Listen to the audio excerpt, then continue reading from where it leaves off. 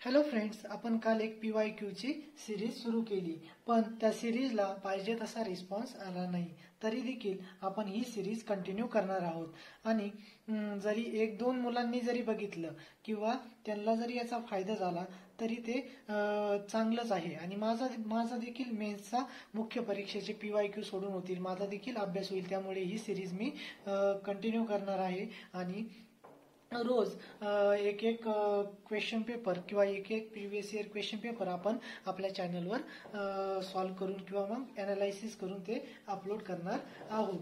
तर बघा, काल आपण 31 प्रश्नापर्यंत सोडवून झाले होते आपले प्रश्न. त्याच्या पुढे आता बघूयात. आता 32वा प्रश्न हा ओव्हरलॅप होऊन आलेला आहे. हा जिओग्राफीचा प्रश्न आहे, पण आपण हिस्ट्रीचे क्वेश्चन बघत आहे, त्यामुळे आपण याला स्किप करूयात.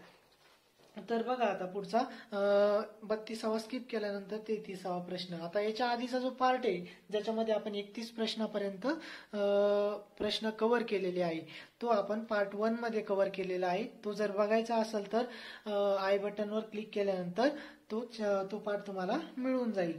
तर बघा, आता 33 प्रश्नापासून पुढे आपण बघूयात. बरं, तर आता पुढील कोणत्या व्यक्तींचा हिंदू महासभेशी संबंध होता? आता हिंदू महासभेच्या संबंधित व्यक्ती असा जर प्रश्न आला असेल तर आपल्या वाचण्यामध्ये त्या सभेच्या रिलेटेड जे मेन माणसं असतील ते तरी आपल्या लक्षात राहिले पाहिजे. तर बघा, लालचंद आणि UN मुखर्जी हे जे आहेत, हे दोघं सदस्य जे आहेत ते हिंदू महासभेचे संस्थात्मक सदस्य होते, बरोबर. त्यामुळे हे दोन तर ऑप्शन मध्ये असणारच, बरोबर. त्यानंतर आता अजून दोन, सी ऑप्शन आणि डी ऑप्शन. कासिम बाजारचे महाराज. आता कासिम बाजारचे जे महाराज आहे त्यांनी हिंदू महासभेच्या सभेसाठी जागा दिली होती, त्यामुळे त्यांचा देखील हिंदू महासभेशी संबंध होता. पण ए भीमसी हिस्ट्रीमध्ये, आधुनिक इतिहासामध्ये ए भीमजी यांचा हिंदू महासभेशी कोणताही संबंध नाही असा जर आपल्याला क्लिअर कट एखादा ऑप्शन आढळला त्यावेळेस तो ऑप्शन इलिमिनेट करून टाकायचा. आता हा इलिमिनेट केल्यानंतर हे तीन व्यक्ती, हे दोन संस्थापक सदस्य आणि एक म्हणजे यांनी दिलेली जागा. आता हे ब्रॉड आहे, एवढं म्हणजे एकदम आपण वाचताना आपल्या लक्षात राहतं, बरोबर. त्यामुळे हा ऑप्शन इलिमिनेट झाल्यानंतर उत्तर काय येतं? 2 नंबरचं ABC या तीन व्यक्ती हिंदू महासभेशी संबंधित होत्या. त्यानंतर बघा, लखनौ करार. लखनौ करारावर सह्या करून टिंबटिंब आणि मोहम्मद अली जिन्ना यांनी राष्ट्रीय सभा आणि मुस्लिम लीग यांच्यामध्ये राजकीय ऐक्य घडून आणलं. तर आपल्याला माहिती आहे 1916-17 साली लखनौ करार झाला होता. त्या कराराचे श्रेय कोणाला जाते? ते दोन व्यक्तींना जातात, ते म्हणजे लोकमान्य टिळक आणि मोहम्मद अली जिन्ना. तर मग लोकमान्य टिळक आणि मोहम्मद अली जिन्ना या दोन व्यक्तींनी लखनौ करारावर सह्या केल्या होत्या, त्यामुळे इथं कोणता पर्याय येईल? ते म्हणजे लोकमान्य टिळक, बरोबर. लखनौ करार, जो लखनौ करार हा इम्पॉर्टंट करार आहे, त्याच्यामुळे आपले राष्ट्रीय काँग्रेस आणि मुस्लिम लीग एकत्र आली होती. त्याचबरोबर आपले जहाल आणि मवाळ यांच्यामध्ये देखील एक काय म्हणतात सलोखा निर्माण झाला होता या करारान्वये, बरोबर. त्यानंतर 35वा प्रश्न बघा, विजोड व्यक्ती ओळखा. तर बघा, आता अशा या टाईपच्या प्रश्नामध्ये एक तर आपले तीन व्यक्ती ओळखीचे असतात किंवा मग एक व्यक्ती ओळखीचा असतो. तर मग जर तीन व्यक्ती ओळखीचे असेल आणि जो व्यक्ती ओळखीचा नसेल तर तो आपला विजोड व्यक्ती असतो. आणि आता याच्यामध्ये बघा, ब्रॉड म्हणजे एकदम ब्रॉड पर्स्पेक्टिव्हने विचार करायचा. तर बघा, आपण कोणाकोणाचे नाव ऐकलेले याच्यामध्ये, म्हणजे आपण सर सय्यद अहमद खान यांचं नाव ऐकलेलं असतं, पण मीर मुशरफ हुसेन, हमीद अली खान आणि आर्यम सयानी यांचं नाव आपल्या ऐकण्यात किंवा वाचण्यात येत नाही सहसा. त्यामुळे अशा वेळेस विजोड व्यक्ती कोण असतो? तो म्हणजे आपल्याला माहिती असलेला किंवा तीन माहिती असले तर तो चौथा असतो, तो विजोड व्यक्ती असतो. तर मग त्यामुळे याचं उत्तर काय येईल?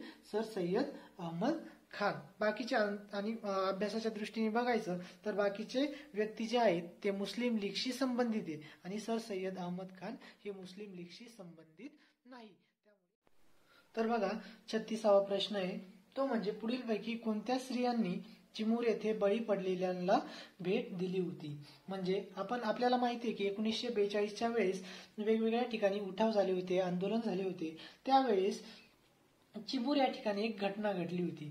संतप्त झालेल्या जमावांनी पोलीस अधीक्षक आणि त्यांना अधीक्षक व त्याच्या सहाय्यकांना मारले आणि त्यामुळे ते पोलीस अधीक्षक परत गेले. म्हणजे इंग्रजांचे जे अधिकारी होते ते परत गेले, मोठी सैन्यांची तुकडी घेऊन आले आणि त्या तुकडी आल्यानंतर त्या आलेल्या तुकडीने चिमूर या ठिकाणी असलेल्या ज्या स्त्रिया आहे त्यांच्यावर अन्याय केले. म्हणजे त्या ठिकाणी त्या स्त्रियांवर बलात्कार केले आणि ही जी घटना झाली त्या घटनेची चौकशी करण्यासाठी एक समिती नेमली होती. त्याच्यामध्ये आपल्या महिलांचा पूर्ण म्हणजे सर्व महिलांचा समावेश होता आणि त्याच महिलांनी चिमूर या ठिकाणी भेट दिली होती. त्यामुळे आता बघा त्यामध्ये कोणत्या कोणत्या स्त्रिया होत्या, त्या म्हणजे रमाबाई तांबे होत्या, वालचकर होत्या, त्याचबरोबर विमला अभ्यंकर सुद्धा होत्या आणि एक देवस्कर म्हणून त्या देखील या समितीमध्ये होत्या आणि या चारही स्त्रियांनी चिमूर येथे भेट दिली होती. त्यामुळे आपण कालच बघितलं की 10 पैकी 7 प्रश्नाचे उत्तर हे वरील पैकी सर्व असतं. आतापर्यंत आपण किती प्रश्न बघितले? वरील पैकी सर्वचे 3. त्यापैकी 2 प्रश्नाचे उत्तर हे वरील पैकी सर्व होते. आता या ठिकाणी बघा, जरी आपल्याला परफेक्ट माहिती नसलं तरी आपण रिस्क या प्रश्नामध्ये घेऊ शकतो, कारण की याचं उत्तर बरोबर येण्याचे चान्सेस खूप जास्त असतात. मेन परीक्षामध्ये तरी या प्रश्नांची उत्तरे वरील पैकी सर्व येण्याचे चान्सेस असतात. तर त्यामुळे आता बघा पुढे याचं उत्तर काय येईल? ABCD. तर पुढे बघा आता 37वा प्रश्न. पूर्व गोदावरी जिल्हा मद्रास येथे गांधीजींना पाहण्यासाठी आणि ऐकण्यासाठी स्त्रियांचा एक गट आला होता. त्यापैकी टिंब या महिलेने स्वातंत्र्यता संग्रामात उडीच घेतली. म्हणजे गांधीजी पूर्व गोदावरी जिल्ह्यामध्ये म्हणजे मद्रास मधील पूर्व गोदावरी जिल्हा, आता पूर्व गोदावरी म्हणजेच कोणत्या? आपल्या ईस्ट गोदावरी डिस्ट्रिक्ट, त्याच्यामध्ये कुठे येतो? हा मद्रासमध्ये येतो. त्या ठिकाणी गांधीजी गेले असता गांधीजींना पाहण्यासाठी आणि ऐकण्यासाठी स्त्रियांचा गट आला होता. त्यावेळेस कोणत्या स्त्रीने स्वातंत्र्य संग्रामात उडी घेतली असा प्रश्न आहे. तर बघा का आता आपले जे रेफरन्स बुक आहेत त्यामध्ये असे जे इव्हेंट्स आहेत एवढ्या मोठ्या प्रमाणावर कव्हर केले जात नाही. त्यामुळे या ठिकाणी आपल्याला एक लॉजिक लावून, तर्क लावून हा प्रश्न सोडवावा लागतो. तर आता बघा ऑप्शन बघा काय काय. श्रीमती दुर्गाबाई देशमुख, श्रीमती अंबुजमाल, श्रीमती दुवरू सुब्बामन आणि श्रीमती मुथुलक्ष्मी रेड्डी. अशा प्रश्नामध्ये जर तुम्हाला काहीही माहिती नसेल तर अशा प्रकारचा प्रश्न जो आहे तो तुम्ही स्किप करू शकता. तर अशा प्रकारचे प्रश्न कोणत्याही रेफरन्स बुक मध्ये कव्हर केलेले जात नाही. त्यामुळे आपण या ठिकाणी एक तर रिस्क घेणं किंवा मग हा प्रश्न स्किप करणं. तर बघा, आणि किंवा मग पहिल्या वेळेस असा प्रश्न आला तर त्याचं उत्तर आपण लक्षात ठेवायचं, कारण की PYQ जर पुढच्या वेळेस रिपीट झाला तर आपल्याला त्या प्रश्नाचं उत्तर देता येईल. त्यामुळे या प्रश्नाचं उत्तर बघा लक्षात ठेवा, ते म्हणजे श्रीमती दुवरी सुब्बामन. म्हणजे ज्यावेळेस गांधीजी पूर्व गोदावरी जिल्ह्यामध्ये गेले होते त्यावेळेस कोणत्या स्त्रीने एक उडी घेतली, स्वातंत्र्य संग्रामात उडी घेतली, म्हणजे स्वतःला आपल्या त्या आंदोलनाला वाहून नेले किंवा त्या आंदोलनामध्ये सहभागी झाल्या, त्या स्त्री म्हणजे श्रीमती दुवरी सुब्बामन. एवढं आपण लक्षात ठेवायचं. त्यानंतर आता बघा 38वा प्रश्न. 1905 मध्ये यंग थेईस्ट युनियनची स्थापना कोणी केली? आता यंग थेईस्ट युनियनची स्थापना याच्यावर प्रश्न आहे, तो म्हणजे यंग थेईस्ट युनियन. आता एक थेईस्ट म्हणून एक निबंध लिहिलेला आहे, थेईस्ट निबंध किंवा लेख लिहिलेला आहे. तो लेख जो आहे तो महादेव गोविंद रानडे यांच्याशी रिलेटेड आहे. त्यामुळे आपल्याला कन्फ्युजन करण्यासाठी ऑप्शन दिलेले आहे. परंतु ही संघटना जी आहे 1905 साली यंग थेईस्ट युनियन, ही संघटना वीरा शिंदे यांनी स्थापन केली होती. त्यामुळे असं जम्बलिंग करण्यासाठी किंवा आपल्याला कन्फ्युज करण्यासाठी असे पर्याय दिले जातात. अशा ठिकाणी आपण काळजीपूर्वक उत्तर निवडायचं असतं. त्यानंतर बघा आता राणी झाशी रेजिमेंट टिंब युद्ध आघाडीवर जाण्याची संधी मिळाली होती. बरोबर. आता आपल्याला माहिती आहे वेगवेगळ्या आघाडी कोणत्या ठिकाणी म्हणजे आपल्या कोणत्या युद्धामध्ये तयार करण्यात आल्या होत्या. बरोबर. ते युद्ध म्हणजे आपण काय म्हणतो, आपण जे सुभाषचंद्र बोस होते त्यांनी जाऊन जे सैन्य गोळा केले होते आणि ते सैन्य गोळा करून त्यांनी अंदमान आणि निकोबार या बेटावर कब्जा केला. आधी सुरुवातीला अंदमान आणि निकोबारवर कब्जा केला आणि त्यानंतर ते आसाम मार्गे भारतावर त्यांचा आक्रमण करण्याचा हे होतं का त्याला त्यांचा प्लॅन होता. तर त्याच्यामध्ये जी राणी झाशी रेजिमेंट आहे ती कोणत्या युद्ध आघाडीवर जाण्याची संधी मिळाली. तर आता ते युद्ध कोणतं होतं ते म्हणजे मायमोला. एवढं लक्षात ठेवायचं. आणि या प्रश्नामध्ये आपल्याला ज्या रेजिमेंट दिलेल्या आहे याच्यामध्ये आझाद रेजिमेंट असेल किंवा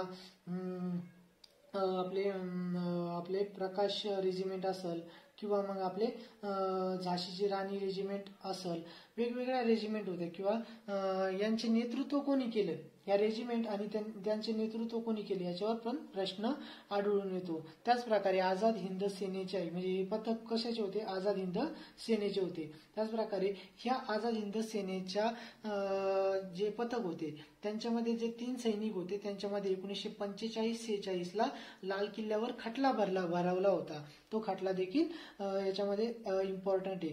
त्यानं या पॉइंटच्या अनुषंगाने तुम्ही तो कव्हर करायचा. आणि दरवेळेस आझाद हिंद सेनेचे खटले किंवा आझाद हिंद सेनेचे जे पथक होते त्यांचे रेजिमेंट होते त्यांचे लीडर कोण होते याच्यावर प्रश्न विचारला जातो. त्यामुळे तुम्ही हे बघून घ्या. त्यानंतर बघा आता 40वा प्रश्न आहे, बाउंड्री कमिशन अवॉर्ड संदर्भात पुढीलपैकी कोणती वाक्य बरोबर आहेत.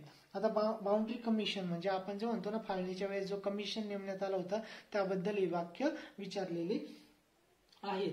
तर बघा आता आणि असे मोस्ट ऑफ द आता एक ट्रिक लक्षात ठेवायची, 2 वाक्य असतील ना असे 2 वाक्य ते दोन्ही वाक्य ही बरोबरच असतात मोस्ट ऑफ दी बरं का. जर आपल्याला काहीच माहित नसेल म्हणजे दोन्ही वाक्याबद्दल आपल्याला काहीच माहित नसेल तर आपण कोणत्या ऑप्शन बरोबर जायचं ते म्हणजे ए आणि बी बरोबर. म्हणजे आयोगाला काय म्हणतात आपण नकार द्यायचाच नाही, आयोग जे म्हणून ते बरोबर मानायचं.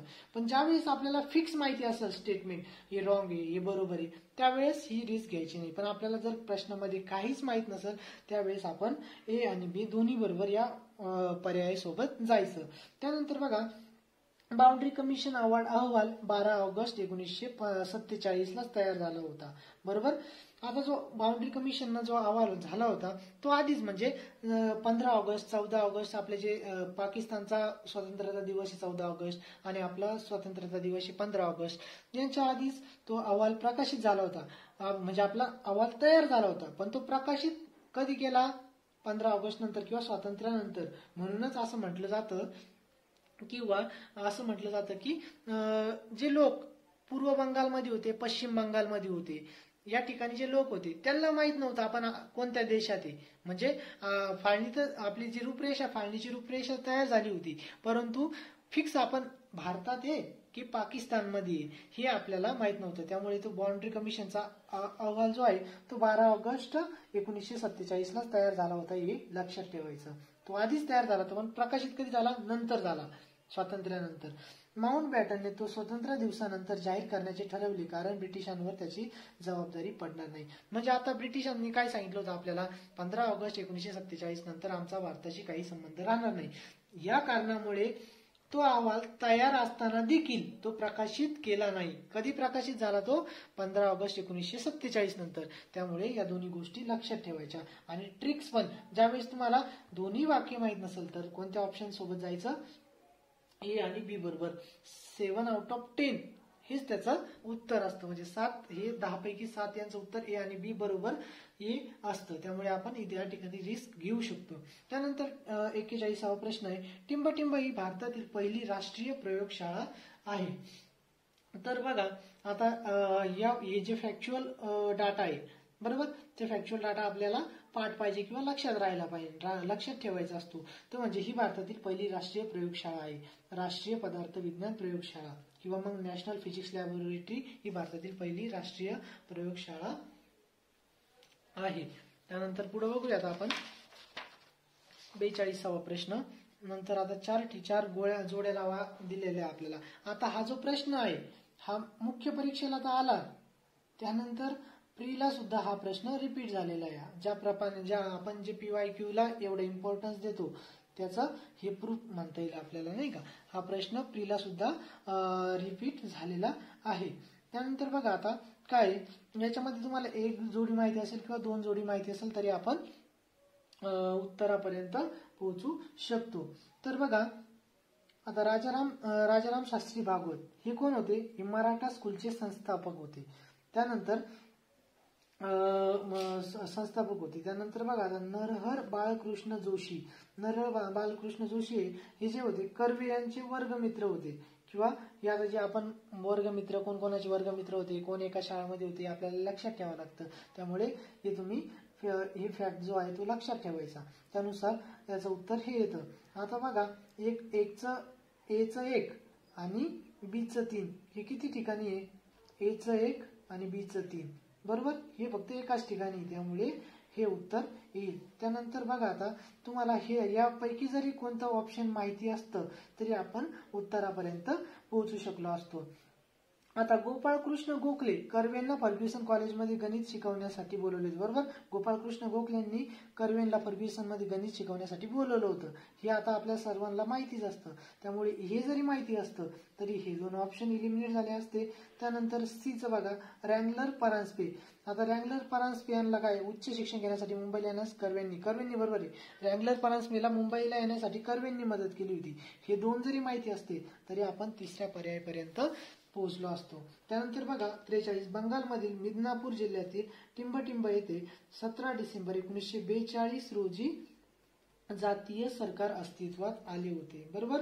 आता याच्या प्रश्नामध्ये बघा जातीय सरकार कुठं कुठं होते ते म्हणजे एक तामलुक होते, तामलुक या ठिकाणी होते. आणि जातीय सरकार म्हणजे ज्याला आपण पत्री सरकार, महाराष्ट्रामध्ये पत्री सरकार असं म्हणतो नाही का, पत्री सरकार किंवा आपण त्याला म्हणजे हंगामी सरकार स्थापन केले होते सातारामध्ये, बरं. त्याचाच हा जातीय सरकार एक प्रकार आहे. तो कुठे होता अस्तित्वात आले होते ते म्हणजे तामलुक या ठिकाणी, मिदनापूर जिल्ह्यातील तामलुक या ठिकाणी अस्तित्वात होते. तर आता पुढे बघा 44वा प्रश्न. बॉम्ब निर्मितीचे शिक्षण घेण्याकरता वासू काका जोशी व त्यांचे साथीदार टिंबटिंब येथे केवळ नेपाळच्या राजाच्या चांगुलपणामुळे जाऊ शकले. आता बघा कोण कुठे बॉम्ब बनवण्यासाठी गेलं होतं हे लक्षात ठेवायचं. तर बघा आता याच्यामध्ये ऍडिशनल इन्फॉर्मेशन म्हणून आता फ्रान्सला बॉम्ब बनवण्याचं शिकण्यासाठी कोण गेलं होतं? फ्रान्सला गेले होते ते म्हणजे आपले सेनापती बापट. एका स्त्रीकडून त्यांनी त्या ठिकाणी बॉम्ब बनवण्याचे शिक्षण घेतले होते आणि त्याच्यावरच त्यांनी बॉम्ब पोथी ही पुस्तिका लिहिली होती. त्यानंतर बघा आता बॉम्ब प्रशिक्षण घेण्यासाठी वासू काका ते कुठे गेले होते? वासू काका व त्यांचे साथीदार कोणत्या ठिकाणी गेले होते? तर जपानला गेले होते, बरोबर. म्हणजे त्यांचे साथीदार वासू काका आणि त्यांचे साथीदार कुठे गेले होते? जपानला प्रशिक्षण घेण्यासाठी गेले होते. त्याच प्रकारे म्हणजे कोणी कुठे प्रशिक्षण घेतलं? आता सेनापती बापट यांनी फ्रान्सला घेतलं आणि यांनी जपानला घेतलं, हे आपल्याला लक्षात ठेवायचं असतं, बरोबर. त्यावरून आपण जपान हे उत्तर देऊ शकतो. त्यानंतर 45 मध्ये बघा मुंबईच्या टेलिफोन खात्यात नवे मशीन आल्याने 228 मुलींची नोकरी गेली. याची दखल घेत भांडवलशाही व्यवस्थेत भांडवलदार विज्ञानाचा व तंत्रज्ञानाचा वापर स्वतःच्या फायद्यासाठी करतात. टिंबटिंब नवी मशीन ही कामगार चळवळी पुढील मोठी समस्या आहे असे सोशलिस्ट मध्ये कोणी लिहिले, बरोबर. आता एवढं जरी माहिती असतं तुम्हाला सोशलिस्ट वृत्तपत्र कोणाचं आहे तरी या उत्तरापर्यंत तुम्ही पोहोचले असते. सोशलिस्ट वृत्तपत्र कोणाचं आहे? कॉम्रेड डांगे म्हणजेच श्रीपाद अमृत डांगे यांचं जे वृत्तपत्र आहे ते सोशलिस्ट आहे. त्यामुळे याच्यावरून आपण या ऑप्शन पर्यंत वृत्तपत्र कोणाचं एवढं माहिती असतं तरी आपण या प्रश्नापर्यंत पोहोचू शकलो असतो. त्यानंतर बघा 46वा प्रश्न आहे. पुढील वाक्यात कोणाचे वर्णन केलेले आहे? तो नागा जमातीचा होता. 1960च्या दशकात चीनकडून मदत मिळवण्याचे त्याने प्रथम प्रयत्न केले. तो युनानमध्ये 4 वर्षे राहिला होता. त्याला पीपल्स लिबरेशन आर्मीने प्रशिक्षण दिले होते. चीनच्या कल्चर रिव्होल्युशन तो अतिशय प्रभावित होता.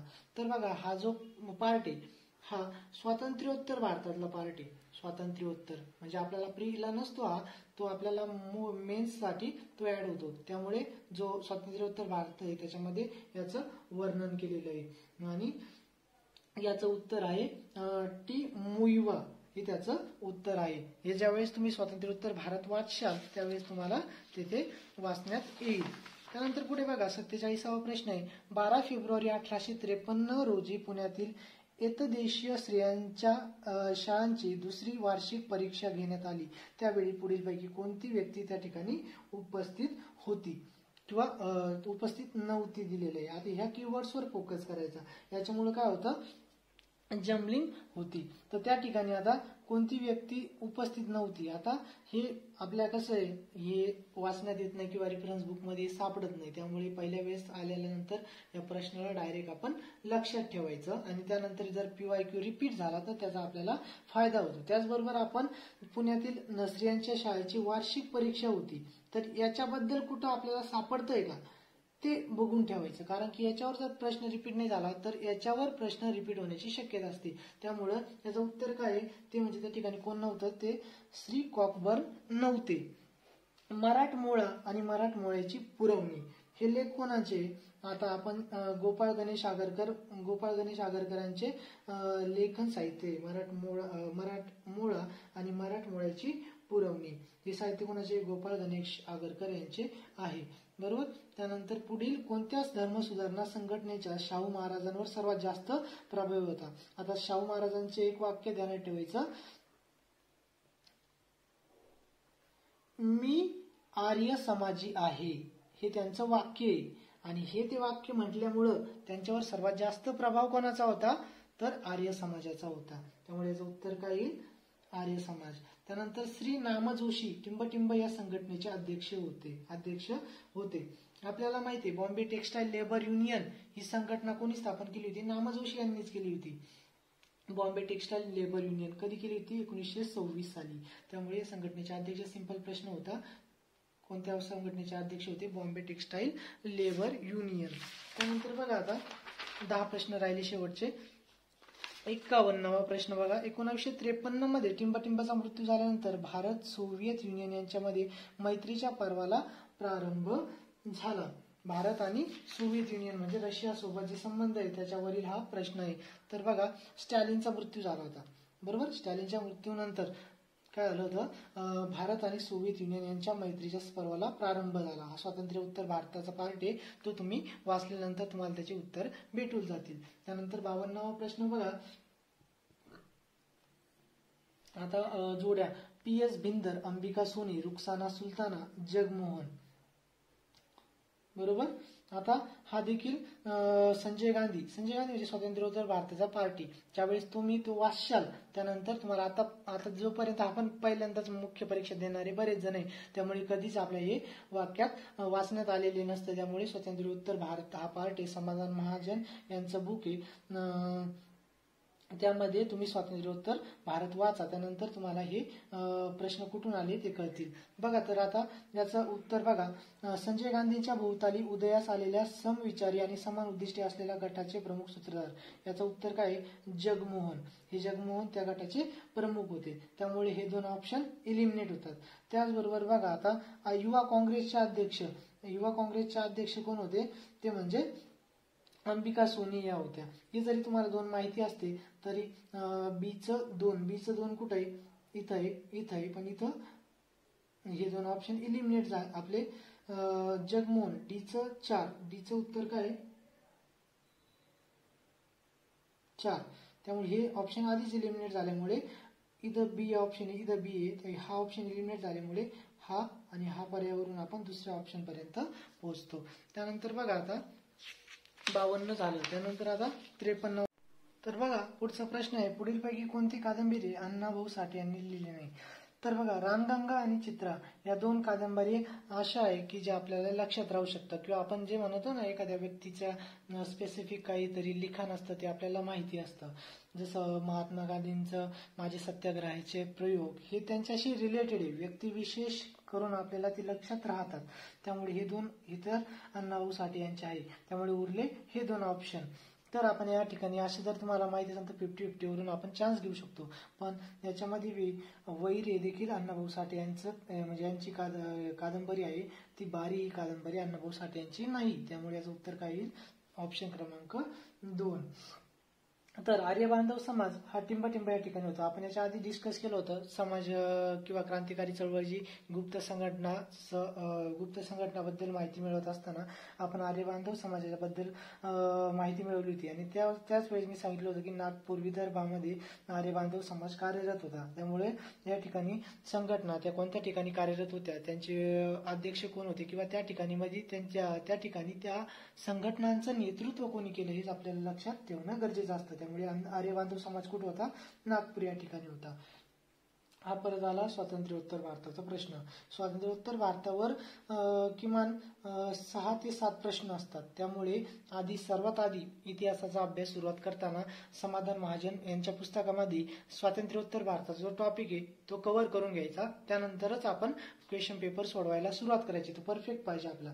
टिंबटिंबमधून व्हिएतनामींना बाहेर काढण्यासाठी भारताने मोठी भूमिका बजावलेली होती.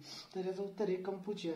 कंपुचियामधून व्हिएतनामींना बाहेर काढण्यासाठी भारताने पाठिंबा दिला होता किंवा सपोर्ट केला होता. त्याचं उत्तर काय? ऑप्शन क्रमांक 3 कंपुचिया. त्यानंतर सुखदायक राज्य प्रकरणी हा निबंध ही पुस्तिका कोणाची आहे? आता हा एकदम इझी प्रश्न आहे. ते म्हणजे विष्णू बुवा ब्रह्मचारी. आता बघा, विष्णू बुवा ब्रह्मचारीवर आधी याच क्वेश्चन पेपरमध्ये प्रश्न आला होता. यांचं पूर्ण नाव काय?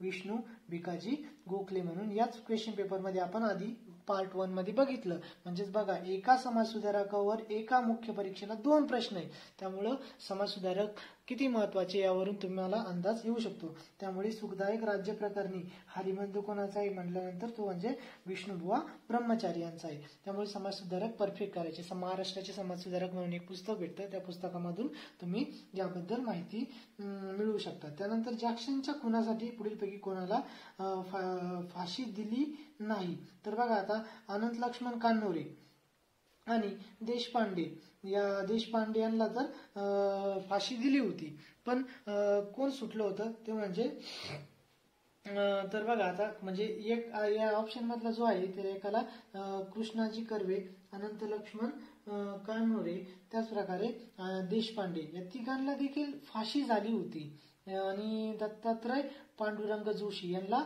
जन्मठेप झाली होती. त्यामुळे कोणाला फाशी दिली नाही. त्याबरोबर हे आता फाशी ज्यांना दिली ना ते नाव आपल्याला लक्षात ठेवायचे. त्याच प्रकारे जन्मठेप कोणाला दिली ते बी लक्षात ठेवायचे. आणि माफी कोणाला दिली होती? गणू